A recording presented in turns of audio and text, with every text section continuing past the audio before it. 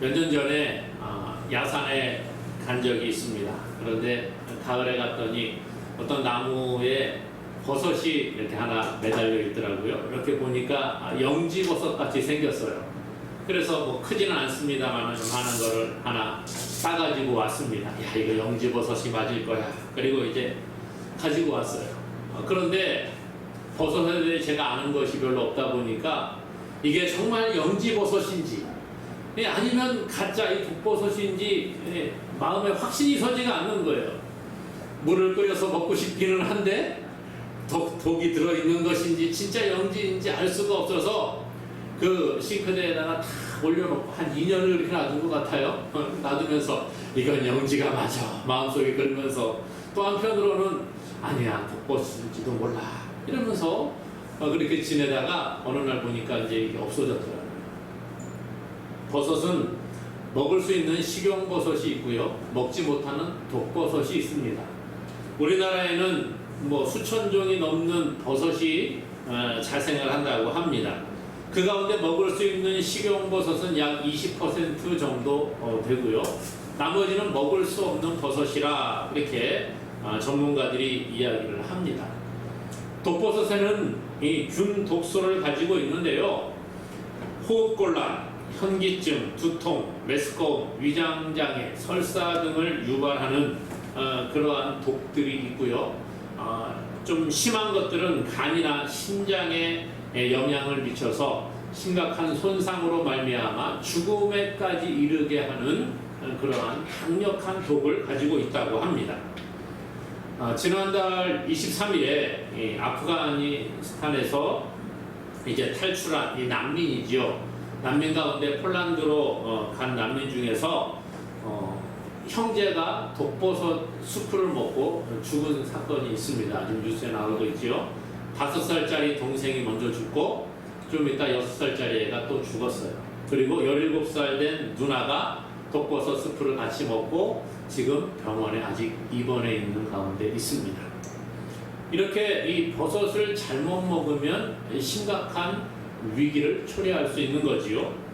식용버섯과 독버섯은 모양이 다른 것도 있습니다만은 모양이 아주 비슷해서 전문가조차 식별하기 어려운 그러한 버섯도 있다고 합니다. 그래서 우리나라에도 지금 이제 또 뉴스에 나오더라고요. 식용으로 먹지 마세요. 이 함부로 야생 버섯을 먹는 것은 위험합니다. 이렇게 뉴스에 소개가 되고 있습니다. 비슷하다라는 말은 같다는 말이 아니에요. 그렇죠? 비슷한 것과 같은 것은 전혀 다릅니다. 오늘 우리가 식용버섯과 독버섯이 비슷하다고 해서 함부로 아무거나 먹으면 생명의 위협을 가져올 수 있다는 것이지요. 비슷하다의 사전적인 의미 가운데 하나는 보니까요, 비교가 되는 대상과 어느 정도 일치가 되지만 다소 미흡한 면이 있다, 이렇게 표준 국어 대사전에서 이야기해 주고 있습니다. 그러니까 비교가 되는 대상과 어느 정도 일치하는 부분들이 있지만 같은 게 아니에요. 다른 부분이 분명히 존재한다는 것입니다. 그러므로 비슷하다고 해서 같다라고 생각하는 것은 아주 위험한 발상이지요. 오늘은 우리 대한예수교장로회 총회가 정하고 있는 2단 경계 주일입니다. 1년에 2차례 지키라 이렇게 말하는데 2단 경계 주일, 특별히 2단 경계 주일을 맞아서 우리가 2단을 제대로 알지 못하면, 아니 2단보다 우리가 복음을 제대로 알고 있으면 이거 잘못된 거야 라고 알 수 있다는 거예요. 그렇죠? 진짜를 바르게 알면 가짜를 솎아낼 수 있는 힘이 생기는 겁니다. 그래서 오늘 2단 경계주의를 맞아서 우리가 복음의 진리를 바르게 깨닫고 2단의 미혹에 빠지지 않는 자들이 될 수 있기를 간절히 소망합니다. 그래서 오늘 말씀을 중심으로 해서 복음의 진리 안에 서라 라는 제목으로 말씀의 은혜를 나누어 보고자 합니다. 2단의 특징이 뭡니까? 오늘 말씀해 보니까 2단은 가만히 들어온다는 거예요. 2단의 특징은 자기의 정체를 숨기고 가만히 교회에 침투하는 것입니다. 가만히 들어와서 성도를 미혹하게 되지요. 오늘 우리가 읽은 본문 4절에 보니까요. 이는 가만히 들어온 거짓 형제들 때문이라. 그들이 가만히 들어온 것은 그리스도 예수 안에서 우리가 가진 자유를 엿보고 우리를 종으로 삼고자 함이로되. 자 보세요. 오늘 말씀해 보니까 이들이 어떻게 들어왔다고요? 가만히 들어왔다는 거예요. 가만히 들어온 거짓 형제 이렇게 이야기합니다. 가만히 들어왔다 이 말은 스파이처럼 몰래 들어와서 교회를 해치고 교회 성도들을 미혹하는 그러한 자들을 지칭하는 단어입니다. 이단들이 흔히 쓰는 수법이지요. 또한 거짓 형제들이라 그렇게 말합니다. 가만히 들어온 자들은 거짓 형제들이라는 거예요. 이들은 율법주의자들을 가리키고 있는데 이들이 하는 것은 뭐예요? 예수 그리스도를 믿는 것으로 부족하다는 거예요. 너희가 예수 믿었다고 해서 구원받느냐? 아니라는 거지요. 율법을 지켜야 하고 할례를 받아야지만 구원에 이를 수 있다. 그래서 오직 믿음으로 구원받는다는 복음의 진리를 왜곡해 버리는 거지요. 비슷한 것 같습니다. 예수님 믿어야 된다고 말해요. 하지만 끝에 가서 좀 달라지죠. 그런데 그것으로 부족하다는 거예요. 이게 가만히 들어온 거짓 형제들이 하는 이야기였다는 거예요. 이들이 어떻게 가만히 들어왔는지는 정확하게 알 수가 없습니다. 그러나 이들이 신앙 공동체 안에 가만히 들어온 이유는 분명한 거예요. 신실한 성도들이 알지 못하게 가만히 들어와서 복음의 신앙을 왜곡하고 신앙으로부터 성도들이 멀어지게 만들고 교회를 무너뜨리려는데 그 목적이 있는 것입니다. 과거로부터 지금까지 이단들은 교회에 가만히 침투하는 거죠.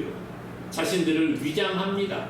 마치 우리와 동일한 신앙을 가진 성도인 것처럼 자신들을 아주 교묘하게 위장하고 속이는 것이지요. 이것은 이상한 일이 아니라는 거예요. 고린도서 11장 13절 이하의 15절까지 말씀해 보니까 이렇게 말해요. 그런 사람들은 거짓 사도요 속이는 일꾼이니 자기를 그리스도의 사도로 가장하는 자들이니라. 이것은 이상한 일이 아니라 사탄도 자기를 광명의 천사로 가장하나니 그러므로 사탄의 일꾼들도 자기를 의의 일꾼으로 가장하는 것이 또한 대단한 일이 아니니라. 그들의 마지막은 그 행위대로 되리라 그랬습니다. 이거 이상한 일이 아니라는 거예요. 거짓 사람들, 거짓 사도들, 거짓 교사들 이런 사람들이 교회에 가만히 침투하는 것은 이상한 일이 아니에요. 왜요? 마귀도 자기를 광명의 천사로 그렇게 위장을 한다는 거예요. 그러므로 이들도 똑같이 이 마귀를 닮아서 자기들을 위장하고 들어온다는 거예요. 그러나 이들의 마지막은 자기의 행위대로 멸망에 이르게 된다. 이것이 바로 성경의 진리라는 거죠. 지금 우리나라에도 많은 이단들이 존재합니다. 뭐 하나님의 교회, 신천지 또 뭐 기타 등등 여러 가지 많이 있습니다만은 이 신천지 대표적인 이단 가운데 하나 있지요. 신천지의 수법이 여기에 성경에 나온 것과 너무나도 흡사합니다. 이만희를 조주로 하고 있지요. 이만희는 자신이 보혜사 성령이라 또 신천지에만 구원이 있다. 신천지 신도가 14만 4천 계시록에 이야기하고 있는 14만 4천의 숫자가 다 차면 이제 새하늘과 새 땅이 자기들의 본거지인 과천 땅에 임할 것이다. 뭐 이런 이야기 합니다.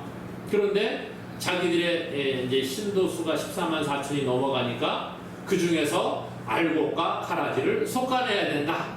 그렇게 또 주장을 하면서 이 14만 4천을 이야기합니다. 이들의 전략 가운데 과거에 아주 좀 심하게 공격을 해왔던 그 전략 가운데 하나가 뭐냐, 산 옮기기라는 전략이었습니다. 들어보신 분들이 있을 거예요. 정통 교회에 속한 교회들을 침투해서 이 교회가 신천지 교회가 되도록 만들어 버리는 거예요. 이걸 산업기기 전략이라 그랬는데 주로 좀 50명 미만의 작은 교회들이 주 타겟이었습니다. 이 교회를 하나를 정해놓고요. 신학교를 나온 그 출신의 그 신천지 신도가 먼저 위장으로 교회에 들어갑니다. 가만히 들어가는 거죠. 그리고 거기서 막 충성을 합니다. 그러다가 이제 어느 정도 분위기가 형성이 되면 목사님에게 또 성도들에게 이야기하는 거예요. 내가 알고 있는 신학을 공부한 분이 계시는데 그분이 사례비도 받지 않냐고 무료로 봉사해 줄 겁니다. 그러면서 이제 교회에 들어오는 거지요. 그래서 교회 소개를 해서 이 소규모 교회에 와서 주로 신방전도사 뭐 이런 분들이 여자분들이 들어와요. 그래서 이제 자기가 전도를 열심히 다닙니다. 그런데 전도하는 걸 보면 자기들 신천지 신도들이랑 미리 이 약속을 정해놓고 가서 전도를 하는데 마침 이분이 자 뭐 우리 어느 교회에서 나왔어요. 예수님 믿으세요. 그리고 또 같이 다니는데 이분이 그래요. 저도 이 동네에 새로 이사와서 교회를 정하려고 하는데 마침 잘 됐네요. 그 교회 어떤가요? 한번 같이 가볼까? 이러면서 포섭이 되는 것처럼 속이는 거지요. 그래서 신천지인들이 하나씩 둘씩 전도가 되어서 들어옵니다. 그러니까 같이 전도 나간 교회 성도가 보니까 이 여전사님 가서 전도하면은 막 사람들이 전도가 되어서 우리 교회 오고 저 사람도 전도되었고 이 사람도 전도되었고 이 사람도 전도되었고 많이 이렇게 자기네 이제 패거리들이 늘어나잖아요. 그렇게 되면 그때부터 이제 신뢰를 얻었으니까 자기들 마음대로 막 교회를 주도해 나가다가 뭐 좀 교회 중진을 충동시켜서 목회자를 쫓아내고 신천지 출신의 목회자를 데리고 와서 교회를 자기네 걸로 바꿔놓는 거예요. 이런 일들이 좀 사회적인 교계의 문제가 돼서 이들의 이 잘못된 이러한 것들이 다 드러나게 되었죠. 그래서 아주 큰 문제가 된 적이 있습니다. 이제 이렇게 되니까 이 신천지가 또 방법들을 자꾸 바꾸는 거지요. 요즘에는 뭐 위장 집회를 하고 문화센터를 만들고 심리검사를 통해서 접근을 하고 대학교의 동아리 또 무슨 동호회다 또 자원봉사를 한다 스터디 모임이다 아르바이트를 모집한다고 해서 그 사람들을 또 미혹을 하고 위장 교회를 만들고 기도원에 침투해서 사람들을 미혹하는 일들을 계속하고 있는 거예요. 자신들의 정체를 숨기고 사람들의 관심 분야를 파악을 하고 뭐 그런다고 하면서 길거리 설문지 조사를 합니다. 그래서 내가 어디에 뭐 예를 들어서 음악에 관심이 있다 그러면은 그 사람에 대해서 뒷조사를 하고 음악에 관심 있는 사람들을 찾고 소개를 해줘서 이들을 포섭을 하는 거예요. 이 신천지가 주로 하는 일이 뭐예요? 거짓말입니다. 거짓말로 사람에게 접근하는 거예요. 자기의 신분을 속이고 거짓말 처음부터 끝까지 다 거짓말이었다라는 이야기를 하는 것을 보지요. 신천지에 빠진 사람들이 집에 가서도 거짓말을 일상 가운데 하는 거예요. 이것도 거짓말, 저것도 거짓말, 이것도 거짓말, 다 거짓말입니다. 그런데 왜 이들이 거짓말을 너무 자연스럽게 죄책감 없이 할까요? 그들의 교리 가운데 모략이라는 교리가 있습니다. 그것은요, 자기들의 세를 불리고 사람들을 자기의 말로 전도하기 위해서는 거짓말도 괜찮다는 거예요. 하나님이 허락하신 거예요. 거짓말이 아니라 이건 모략이라는 거예요. 모략.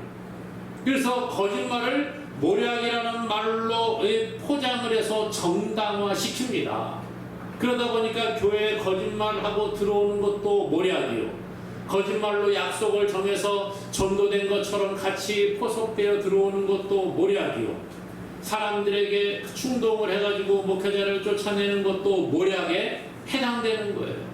설문조사를 하는 것도 거짓말로 하는 것도 모략이고 그 설문조사를 토대로 해서 사람들에게 또 다른 신천지를 붙이는 것도 다 모략이라는 말로 포장을 합니다.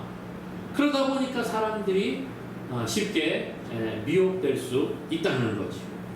그러므로 사랑하는 여러분, 이단들은 이렇게 가만히 들어와서 성도를 속이는 것을 기억하시기 바랍니다. 그러므로 우리는 날마다 정신을 차리고 깨어있는 자가 될 수 있기를 간절히 소망합니다. 이들이 교회에 왜 들어옵니까? 가만히 왜 들어와요? 자유를 파괴하고 종으로 삼기 위해서라, 그렇게 말해주고 있습니다. 이단들이 교회에 가만히 들어오는 것은 우리가 예수 그리스도 안에서 받은 자유, 얻은 자유를 파괴하고 우리를 죄의 종으로 만들어버리려는 거예요. 율법의 종으로 만들려는 것입니다. 오늘 본문 4절에 보니까요, 이는 가만히 들어온 거짓 형제들 때문이라. 그들이 가만히 들어온 것은 그리스도 예수 안에서 우리가 가진 자유를 엿보고 우리를 종으로 삼고자 함이로되. 우리는 예수 그리스도의 보혈의 공로로 죄사함을 받았습니다. 죄사함 받은 자들은 이제 죄의 종이 아니라 거듭난 하나님의 백성이요 자유인이 된 거예요. 우리가 믿음으로 자유를 누리게 되었어요. 그런데 이단들이 들어와서 우리를 예수 그리스도 안에서 누리는 자유를 빼앗아가 버리는 거지요. 그리고 오늘 말씀에는 보니까 우리를 종으로 삼고자 한다, 이렇게 말해주고 있어요. 종으로 삼고자 한다. 죄의 종이요 율법의 종이 되게 하는 것입니다. 이 갈라디아 교회 안에도 유대 율법주의자들이 침투했습니다. 그리고 여러분, 바울이 말한 예수님을 믿음으로 구원받는다는 것, 그거 부족합니다. 믿음으로만 구원받는 게 아니라 구약에 나오는 율법을 지키고 할례를 받아야 구원받습니다, 이렇게 주장을 했다는 거예요. 그러니까 예수님을 믿음으로 구원받고 죄사함 받아서 자유를 누리던 자들이 이제 마음에 짐이 들어오기 시작을 하는 겁니다. 그래? 율법을 안 지키면 안 된다고? 지옥 간다고? 하나님 미워하신다고? 벌 받는다고? 그때부터 이제 무거운 짐이 되는 거예요. 그래서 율법을 지켜야 되는데, 여러분 율법 다 지킬 수 있어요? 안 되잖아요. 그러니까 그때부터 눌리는 거예요. 죄의 종이 되는 거예요. 막 끌려다니는 겁니다. 목줄을 딱 차놓고 끌려다니는 거예요. 얼마나 힘듭니까? 이러한 주장은 결국 믿음으로 구원받은 성도들이 다시 율법에 얽매여 율법의 종으로 살아가게 만들어버렸다는 거예요. 믿음으로 구원 얻는 게 아니라 행위를 통해서 마치 구원 얻을 수 있는 것처럼 사람들을 속이기 시작을 합니다. 이단들의 특징이 그런 거예요. 모든 이단들이 이런 주장을 하지요. 안식일과 절기를 지켜야만 구원받는다 이야기합니다. 이단 교주에게 충성하고 재산을 바쳐야지 구원받는다. 사람들을 데리고 오는 열매가 있어야지 구원받는다. 아까 그랬죠. 신천지 14만 4천의 숫자가 자기들 넘어갔어요. 그러니까 뭐라 그래요?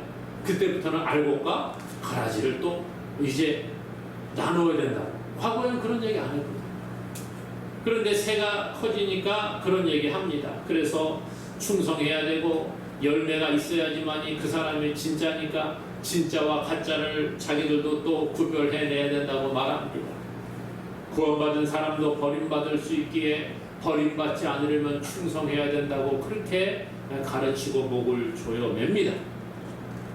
오늘 우리도 마찬가지지요. 내 생각만 고집하고 내 방식만 고집해서 복음을 바꾸어 놓아서는 안 되는 거예요. 예수 그리스도를 믿는 믿음, 보혈의 공로로 구원받은 그 자유를 누리지 못하게 방해하는 어떤 사상이나 어떠한 그러한 교리도 다 우리는 배격해야 하는 것입니다. 여러분, 주일날 예배에 참석하지 아니하고 직장에 출근합니다. 그 사람 구원 못 받습니까? 주일날 예배를 빠지고 어디 여행을 갔습니다. 그 사람 하나님이 벌 내려서 지옥 갑니까? 이런 얘기하는 사람들 많이 있습니다. 하나님께서 세워주신 절기를 지켜야지만 구원받는다. 이 하나님의 교회가 그런 얘기하지요. 하나님의 교회가 말하는 것들 가운데 하나님이 세우신 7대 절기를 지켜야 된다는 거예요. 6월절, 무교절, 초실절, 나팔절, 칠칠절, 대속제일, 초막절 이런 거 지켜야 된대요. 안식일 지켜야 구원받는다고 합니다. 이런 것들이 하나님이 약속하신 새 언약인데 이것을 지켜야지만 구원에 이를 수 있다. 참 신자다. 그렇게 말합니다. 여러분 맞습니까? 걔네들 다 그거 지킬까요? 물론 그거 지킬 수도 있지요. 그런데 그렇게 따지면 하나님이 7대 절기만 안식일만 지키라고 합니까? 십계명에 나와 있는 것 다 지켜야 되는 거예요. 십계명에 안식일만 지키라고 합니까? 그거는 10개 계명 중에 하나에 불과한 거예요. 부모 공경하라, 거짓말하지 말아라, 도적질하지 말아라, 다 지켜야 되는 거예요. 오늘 우리가 할 수 있는 것 뭐 있습니까? 십계명만 있습니까? 아니요. 성경에 율법이 얼마나 많이 남아 있어요. 그 사람들 다 할례 받아야 되고요. 안식일 지키기 위해서 안식일에 일하면 안 되고요. 유대교와 같이 그렇게 세분화 시켜서 전등 이 불 켰다 껐다 하는 것도 노동이기 때문에 그것도 키면은 안식일 범하는 거예요. 그러면 구약의 율법대로 제사 지내야죠. 동물을 죽여서 피를 흘려야 되지요. 자기들에게 유익한 건 이야기하고 불리한 건 말하지 않습니다. 잘못된 사상들이라는 거예요. 이단들은 예수 그리스도 안에서 우리가 얻은 자유를 누리지 못하게 합니다. 율법의 종으로 눌려 살도록 만드는 거예요. 사람들에게 무거운 짐을 가져다 줍니다. 그리고 자기도 지지 못하는 짐을 다른 사람에게 줘주는 거예요. 예수님 그러셨잖아요. 자기가 질 수도 없는 것. 그렇잖아요. 율법 지키는 사람은 누가 있습니까? 율법을 다 지키는 사람 아무도 없어요. 그래서 예수님이 필요한 거예요, 우리에게. 그런데 자기도 지키지 못하는 율법을 다른 사람에게 지키라고 강요합니다. 그래야 구원받는다고 합니다. 세상에 누가 구원받아요, 그러면? 그러므로 오늘 우리는요, 분명히 알아야 되는 거예요. 이들이 가만히 교회에 들어온 이유가 뭐예요? 우리의 가진 자유를 파괴하고 죄의 종, 율법의 종으로 살게 만들기 위해서라는 거예요. 그러므로 우리는 이러한 이단의 괴계를 기억하고 죄의 종의 삶, 율법의 종의 삶으로 다시 돌아가지 않도록 우리 자신을 지키는 자가 되기를 주님의 이름으로 간절히 축원합니다. 그러므로 오늘 우리는요, 이런 것을 분별하고 복음의 진리 안에 서야 되는 거예요. 우리가 이단에 빠지지 않는 방법은 이단을 연구한다고 되는 게 아니에요. 이단에 대해서 많이 알면 안 빠질 가능성이 더 높아지긴 하겠지만 가장 좋은 건 뭐예요? 복음의 진리를 바르게 알면 이건 이상해, 잘못된 거야 라고 알게 되는 거예요.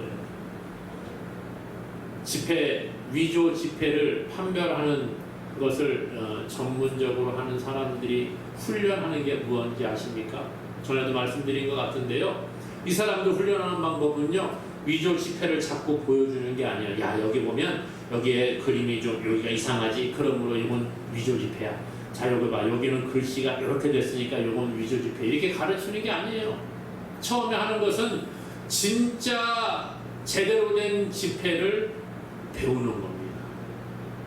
어떻게 생겼는지, 글씨는 어떻게 생겼고, 그림은 어떻게 생겼고, 배치는 어떻게 돼 있고, 진짜 지폐만 매일같이 보는 거예요. 그러면 진짜 지폐가 이제 여기 각인이 되잖아요. 그러면 진짜만 보다가 가짜를 보면 뭔가 이상해, 느낌이 이상해. 그러면 그 진짜가 아닌 거죠. 이렇게 구별하는 겁니다. 오늘 우리가요, 이단에 빠지지 않는 가장 좋은 방법은 뭐예요? 복음의 진리 안에 서는 거예요. 진짜 복음을 제대로 알면 저 사람 말하는 게 들어보니까 이상해. 저도 예전에 그런 얘기 많이 들었어요. 목사님, 좀 어떤 분을 만났는데 이야기하는데요, 목사님 이야기하는 거 좀 다른 얘기 하더라고요. 좀 이상해요. 뭔지 모르지만 좀 이상해요. 그런 얘기 합니다. 왜요? 그 사람들은 가짜를 속이는 거예요. 그러니까 좀 뭔가 이상하죠. 우리가 말하는 거하고 조금 다른 얘기를 하는 거예요. 거짓 복음에 미혹되지 말아야 합니다. 우리는 거짓하고 타협해서도 안 되는 거예요. 바울은 복음의 진리가 아닌 것들, 잘못된 주장을 하는 무리들과 타협하지 않았습니다. 오직 자신이 받은 십자가의 복음만 전하기로 결단했다는 거예요. 그리고 그것만 전하며 나아갔습니다. 오늘 본문에 보니까요, 바울이 14년 후에 예루살렘으로 올라가는 이야기가 이제 1절에 소개가 되는데, 그때 바나바와 헬라인 디도가 함께 동석을 합니다. 바나바는요, 초대교회에 아주 신실하고 존경받는 그러한 사람이었습니다. 자기의 소유를 팔아 교회에 헌신하는 사랑을 보여줍니다. 성령과 믿음이 충만한 사람이라고 했습니다. 또 회심한 바울을 변호해주고 함께 이 안디옥 교회에서 선교사로 파송을 받아서 선교의 일에 앞장섰던 사람이 바나바입니다. 이 사람과 함께 가는 거예요. 또 한 사람 누가 같이 가느냐? 헬라인 디도가 함께 예루살렘으로 올라갔습니다. 소개하는 것처럼 디도는 헬라인이었어요. 유대인이 아니었습니다. 이방인이었어요. 그리고 바울의 선교를 통해서 예수님을 믿고 얼마나 신실했느냐, 이 디도서를 통해서 보니까 바울이 디도를 향하여 나의 참 아들 디도라 그렇게 이야기합니다. 복음으로 낳은 아들, 참 아들 디도 그렇게 이야기할 정도로 아주 신실한 이방인 가운데에 예수 믿는 사람이었어요. 그래서 나중에 고린도 교회에 문제가 생기고 고린도 교회를 목회할 목회자로 디도를 보내기도 합니다. 이러한 디도를 데리고 가는 거예요. 그런데 이 디도가 오늘 말씀해 보니까 할례를 받지 아니했습니다. 이 헬라인 디도, 할례 받지 않은 이 헬라인 디도를 데려감으로 말미암아 할례를 받지 않은 이방인들도 구원받을 수 있다라는 것을 보여주기 위한 거예요. 그래서 본문 2절에 보니까 계시를 따라 올라가 내가 이방 가운데서 전파하는 복음을 그들에게 제시하되 유력한 자들에게 사사로이 한 것은 내가 다름질한 것이나 다름질한 것이 헛되지 않게 하려 함이라. 그렇죠? 여기 보니까 내가 이방 가운데서 전파하는 복음을 그들에게 제시하되, 내가 이방 가운데 전파하는 복음이 뭐예요? 예수 그리스도를 믿으면 유대인이든지 이방인이든지 할례를 받았든지 받지 않았든지 그거와 상관없이 구원받습니다라는 복음이에요. 이것을 그들에게 이야기를 하는데, 그 증거로서 누구를 데리고 가요? 디도를 데리고 가는 거예요. 이방인이라 할지라도 믿음으로 구원받는다는 그 증인이 바로 이 디도라는 거예요. 3절에 보니까 그러죠. 그러나 나와 함께 있는 헬라인 디도까지도 억지로 할례를 받게 하지 아니하였으니. 헬라인 디도가 예수 믿고 하나님의 백성, 성도가 되었습니다. 그런데 할례 받으라고 강요하지 않았어요. 아마 이 디도는요, 바울이 야 할례 받아 그러면 받았을 거예요. 그런데 그렇게 하지 않습니다. 왜요? 할례를 받지 않아도 구원받는다는 거예요. 그걸 보여주기 위한 거예요. 그래서 바울이 예루살렘에 가는데, 가서 예루살렘의 지도자들을 만나고 자기가 전하는 복음이 확실하다는 것을 인정을 받는데, 그 증거로서 디도를 데리고 가는 겁니다. 보세요. 하나님께서는 이 헬라인, 유대인이 아닌 사람도 구원합니다. 율법대로 할례를 받지 않아도 구원시키십니다라고 보여주는 거예요. 우리가 신앙생활 하다가 보면요, 때로는 이렇게 복음을 타협해야 될 그런 유혹에 빠질 때가 있습니다. 제가 정말 이렇게 해야 되나? 이렇게 하지 말아야 되나? 고민이 될 때가 있죠. 그러나 우리는요, 타협하지 말아야 합니다. 바울은 계속해서 복음의 진리 안에 머물러 있으라 그렇게 강조하죠. 5절에 보니까 그들에게 우리가 한시도 복종하지 아니하였으니 타협하지 않았다는 거예요. 이는 복음의 진리가 항상 너희 가운데 있게 하려 함이라. 아멘. 타협하지 않습니다. 아무리 유혹을 해도 그들에게 그럴까? 그렇게 하지 않는다는 거예요. 바울은요, 복음 앞에서는 사람을 의식하지 않습니다. 저 사람이 나를 어떻게 생각할까? 내가 이렇게 하면은 저 사람이 나를 어떻게 볼까? 그런 거 생각하지 않았다는 거예요. 복음의 진리 앞에서 절대 타협하지 않습니다. 사실요, 위대한 사도인 베드로도 타협하는 모습이 있었어요. 함께 올라간 이 신실한 하나님의 사람 바나바도 유혹되는 그러한 일들이 있었습니다. 갈라디아서 2장 우리가 읽지 않았습니다만 뒤에 12절 13절에 보니까 이런 얘기합니다. 야고보에게서 온 어떤 이들이 이르기 전에 게바가, 베드로죠, 게바가 이방인과 함께 먹다가 그들이 오매 그가 할례자를 두려워하여 떠나 물러가매 남은 유대인들도 그와 같이 외식함으로 바나바도 그들의 외식에 유혹되었느니라. 무슨 얘기냐면요, 이 게바, 베드로와 또 바나바와 또 다른 유대인들과 이방인 성도들, 구원받은 이방인 성도들이 함께 모여서 음식을 나누어 먹는 식탁 교제가 있었던 것 같아요. 그런데 유대인의 율법에 따르면 이방인들과 같이 음식을 한 자리에서 나누어 먹으면 이 율법적으로 부정해지는 거예요. 그렇기 때문에 유대인들은 이방인들과 같이 음식을 먹지 않았습니다. 그런데 베드로와 바나바와 또 다른 유대인들과 또 이방인 그리스도인들이 함께 모였을 때에 아마도 예배를 마치고 이 당시에는 식탁 교제를 계속했으니까 같이 음식을 먹을 시간이 되었는데 예수 그리스도 안에서 한 형제이니까 같이 먹은 거예요. 그런데 또 다른 유대인들이 온 겁니다. 이들이 왔는데 이들은 이 율법을 지켜야 된다고 생각하고 있는 유대인이었던 것 같아요. 그러다 보니까 가서 베드로, 너 이방인과 같이 음식 먹고 있어? 너는 부정해졌어. 너는 율법을 어겼어. 이런 얘기 들을까봐 그들이 들어오는 걸 보고 베드로가 같이 음식을 먹다가 할례자들을 두려워하여 떠나 물러갔다 그랬습니다. 그러니까 베드로가 비켜가니까 같이 먹던 다른 유대인들도 안 되는 건가? 그리고 같이 일어나서 슬금슬금 빠지는 거예요. 외식을 했다는 거죠. 그랬더니 바나바도 그들의 외식에 유혹이 되었다. 바나바도 엉덩이를 엉거주춤 들고 가야 되나 말아야 되나, 가야 되나 말아야 되나 그랬다는 거예요. 그래서 그 행위에 대해서 바울이 베드로를 책망하는 일들이 있게 됩니다. 바울은요, 타협하지 않습니다. 비진리에 대해서, 복음이 아닌 것에 대해서는 분명하게 타협하지 않습니다. 오늘 우리도 마찬가지예요. 비진리와 타협해서는 안 되는 것입니다.